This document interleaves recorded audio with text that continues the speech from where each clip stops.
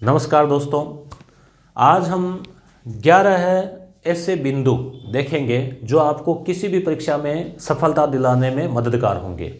इस वीडियो को आप पूरा देखें और पूरा देखने के बाद में आप एक नए जोश के साथ में तैयारी में जुट जाओगे।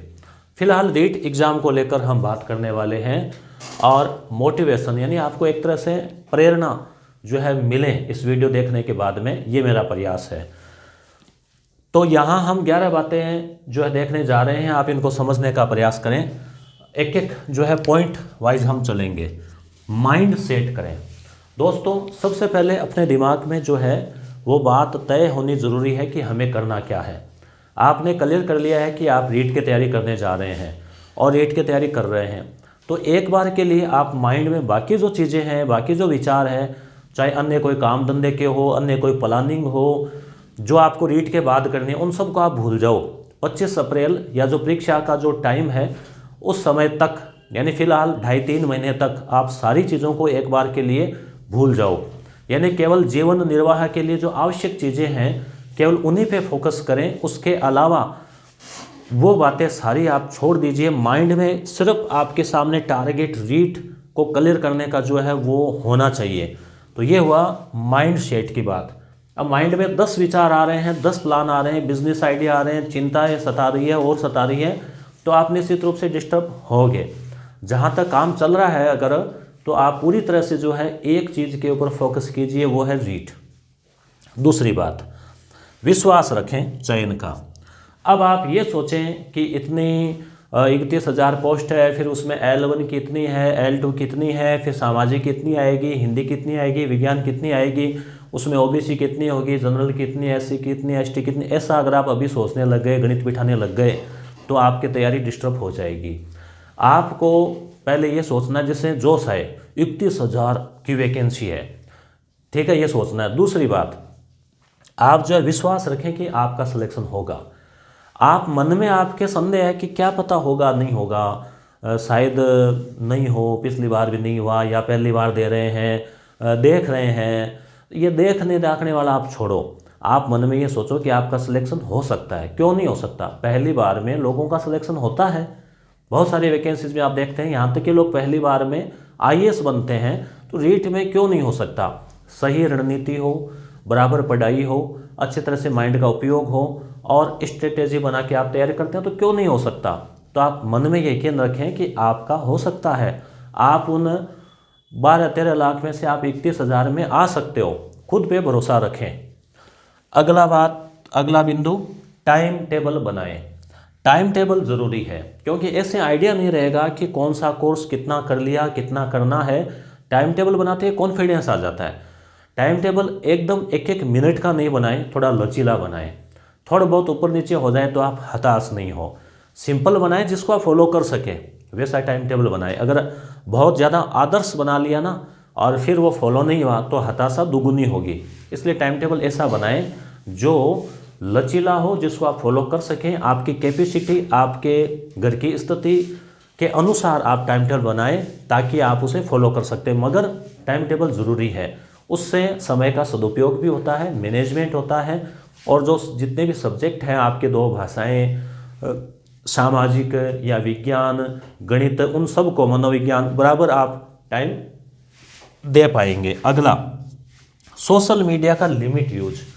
अब मैं ये तो यहाँ नहीं कह सकता कि सोशल मीडिया को आप पूरी तरह से समाप्त कर दो, क्योंकि सोशल मीडिया में यूट्यूब भी है, वहाँ पे आप ये वीडियो भी देख रहे हैं। सोशल मीडिया में बहुत सारे लोगों ने ऐप पर कोर्स भी ले रखा है। सोशल मीडिया से खबरों का भी पता चलता है। तो पूरी तरह से तो आप मान लीजिए टूट नहीं सकते, और टूटे तो भी कोई फ़र्क नहीं पड़ेगा। कोई जो है बहुत बड़ा कोई बदलाव नहीं आने वाला अगर आप पूरी तरह से भी, मगर फिर भी लिमिट यूज या सदुपयोग आप इसका कर सकते हैं। जैसे फेसबुक का रीट की तैयारी से जुड़ा हुआ कोई खास मुझे नहीं लग रहा यूज। व्हाट्सएप का कुछ यूज है, कई लोग ग्रुप बनाते हैं, ग्रुप में कोई वो खबर भेज देते हैं। टेलीग्राम का यूज है कि कोई कई बार PDF वगैरह, ऐसी PDF जो अवेलेबल नहीं है। किताब है ना, मेरा सुझाव है किताब आपके सामने है तो आप किताब ही पढ़ें, उसकी PDF को जूम कर करके नहीं पढ़ें।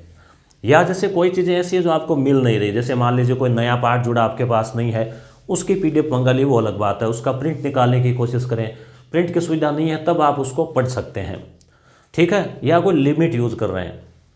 अब रहा इसमें टेलीग्राम का भी थोड़ा यूज है, यूट्यूब, तो यूट्यूब का भी आप एक समय निर्धारित कर ले रहे कि आपको सुबह सुबह के टाइम में आपको किताबें पढ़नी है।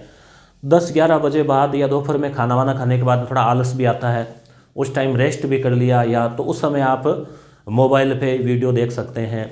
रात्रि में नींद आ रही है तो आप थोड़े वीडियो देख सकते हैं, परंतु पहले टारगेट फिक्स करें कि यूट्यूब खोलेंगे तो हमें वो चीज़ पढ़नी है, तो वहाँ से ही वो देखनी है। ऐप है, ऐप पर भी पढ़ाई करते हैं कई लोग, कोर्स ले रखा है वो लोग, तो एक टाइम रखें कि इतने घंटे अपने को ऐप से पढ़ना है, इतने घंटे किताबों से पढ़ना है। किताबें ऐप दोनों से पढ़ लिया तो नोट्स बना रखे हैं उनको पढ़ना है, तो वो तो आप टाइम टेबल में आ जाएगा। तो सोशल मीडिया का लिमिट यूज़ करें। आप ये सोच लें पहले कि इसका मेरे रीट में योगदान है क्या।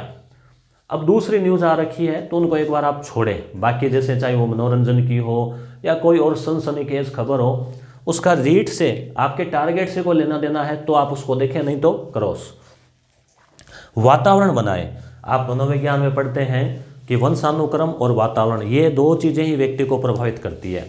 तो वातावरण जो है वो बहुत ज़रूरी है। माहौल, हम बोलते हैं कि माहौल नहीं था, पढ़ाई का माहौल नहीं था, ऐसे करते हैं, तो माहौल आपको खुद को क्रिएट करना है। कैसे?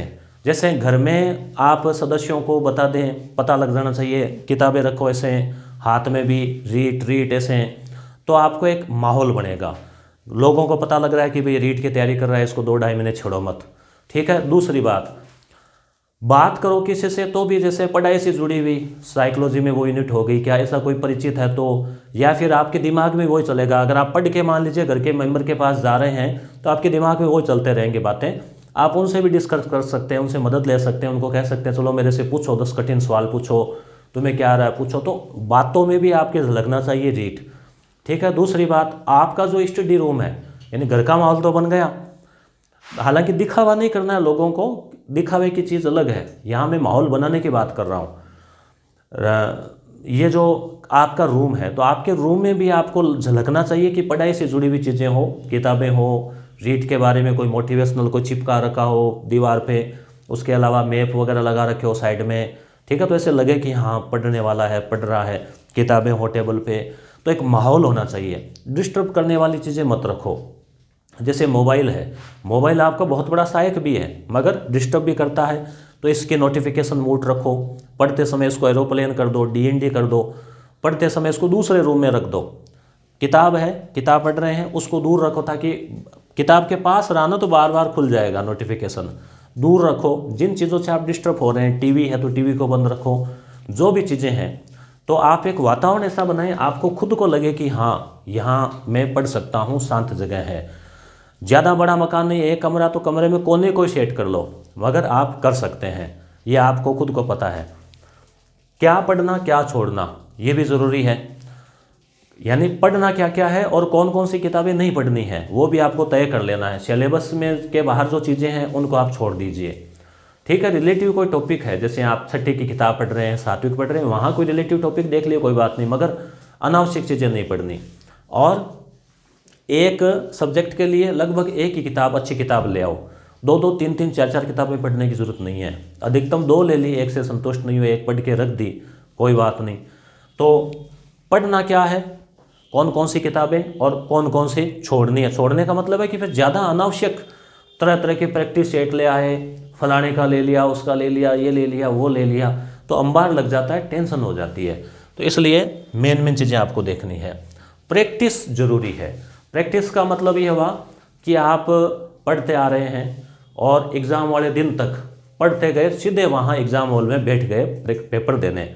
तो इसके लिए क्या है कि जैसे अगर आपके पास में मान लीजिए आपने प्रैक्टिस कर रखी है कि कैसे OMR शीट में गोले काले करने हैं, पेपर किस तरह का आ सकता है, तो कुछ मॉडल पेपर, जैसे आप बाज़ार से मान लीजिए आपने कोई एक मॉडल पेपर ले लिया 10 या 15 शीट का।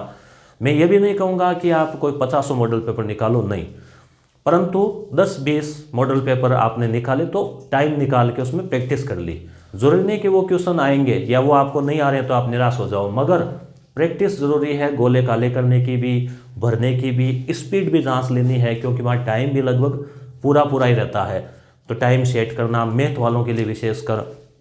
और यहाँ आपको मैं बता दूँ, प्रैक्टिस के लिए हम लोगों ने भी एक प्रयास किया आप लोगों के लिए।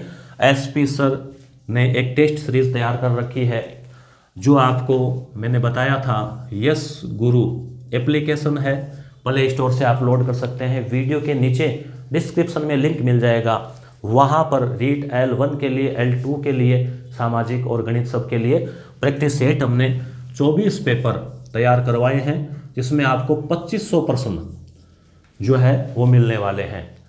6 से 10 तक की किताबें, बोर्ड वाली, हिंदी की, सामाजिक की, विज्ञान की, गणित की, उनसे तैयार किए गए हैं, तो उनको भी आप देख सकते हैं। OMR शीट भी हमने PDF डाल रखी है, उसका प्रिंट आउट निकाल लें, गोले काले करें।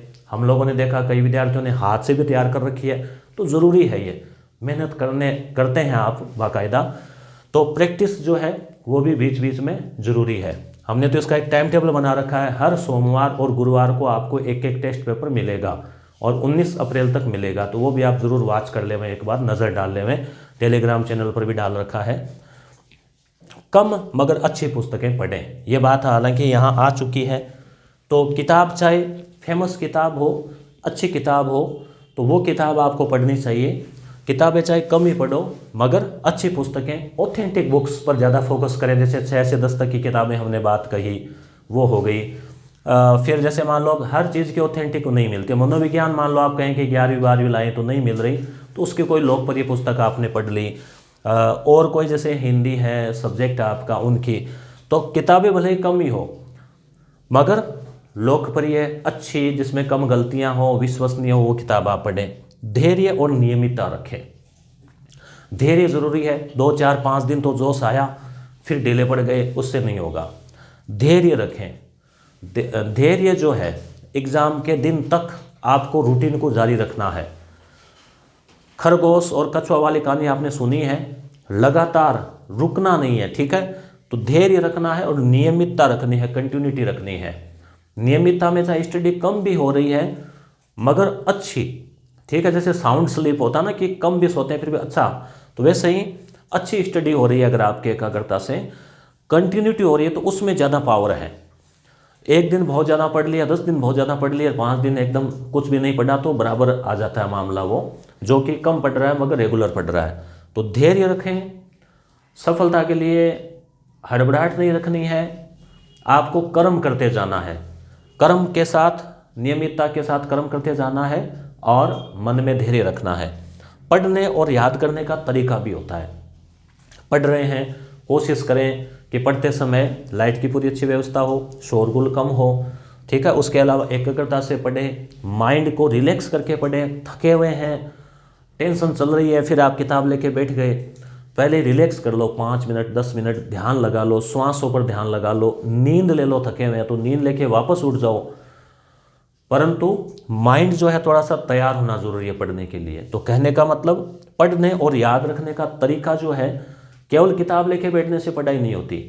क्या पढ़ रहे हैं, दिमाग में घुस रहा है क्या, तो उसके लिए एकाग्रता चाहिए, ब्रेक भी चाहिए। घंटा भर पढ़ लें तो 5 मिनट का ब्रेक ले लें, रिलैक्स कर लें। और याद रखने का तरीका क्या होता है, मनन। जो पढ़ा है, 5-6 पन्ने पढ़े घंटे भर में, पुनः देखो कि उनका सार क्या निकाला आपने। मन मन में सोचो किताब बंद करके कि आपने मुख्य मुख्य बातें, आपको क्या क्या याद है बिना किताब। फिर थोड़ी सी और नज़र डाल लो, अंडरलाइन किया उन पर।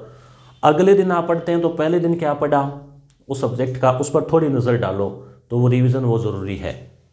तो याद रखने के तरीके की मैंने अलग से वीडियो भी बना रखा था, मिले आपको नहीं मिले, मगर आप मनन वाली बात को ध्यान में रखें, रिवीजन वाली अंडरलाइन या हाईलाइट करना, वो चीज़ें आप ध्यान में रखें। अब सबसे इम्पोर्टेंट, ये सारी चीज़ें किस पर टिका हुआ है, पहला सुख निरोगी काया। स्वास्थ्य का ख्याल रखें।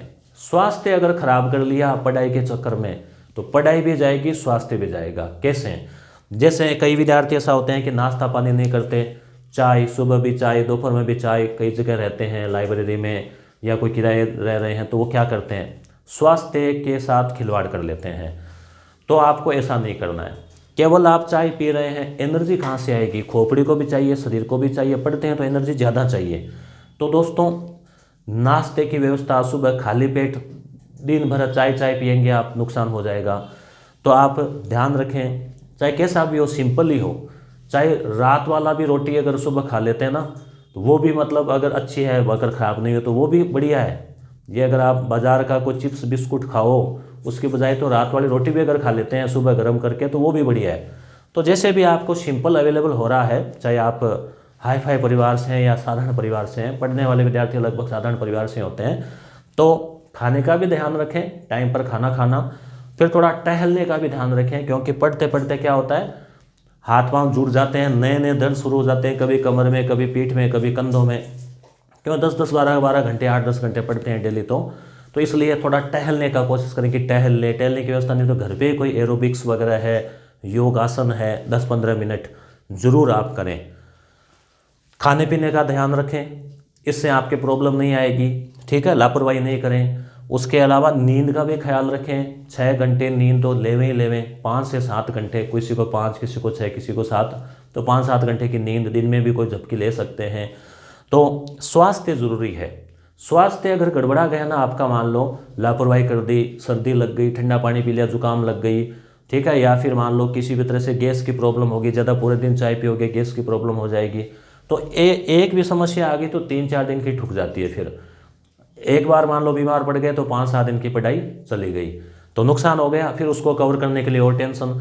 तो कोशिश करें कि स्वास्थ्य अच्छा रहे, और स्वास्थ्य अच्छा रखने के लिए टेमो टेम खाना खाना, और उसके अलावा थोड़ा योग एक्सरसाइज को जीवन में अपनाना।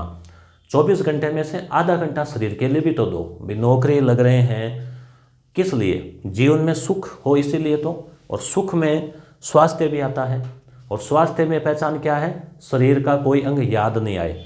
घुटने में दर्द है, बार बार घुटना ही घुटना याद आएगा, तो कहने का मतलब शरीर वो स्वस्थ माना जाता है। तो स्वास्थ्य का भी ख्याल रखें। तो इतनी सारी बातें थी दोस्तों, मुझे उम्मीद है कि आपको अच्छी लगी है। अच्छी लगी है तो वीडियो को लाइक करना, चैनल को सब्सक्राइब नहीं किया है तो कर लेना, यस गुरु ऐप है उसको डाउनलोड कर लेना, टेलीग्राम चैनल है मेरा जिसका लिंक है, वहाँ पर भी मैं PDF वगैरह भेजता रहता हूँ। मेरे और भी वीडियोज़ है, जैसे मैंने रीट की जियोग्राफी मैंने करवा रखी है, प्ले लिस्ट में है यूट्यूब के, उनको आप जाके देख सकते हैं। कुछ टेस्ट सीरीज़ वगैरह भी थे पहले करवाए थे।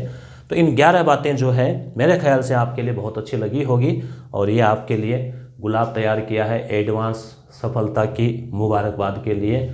बहुत बहुत धन्यवाद।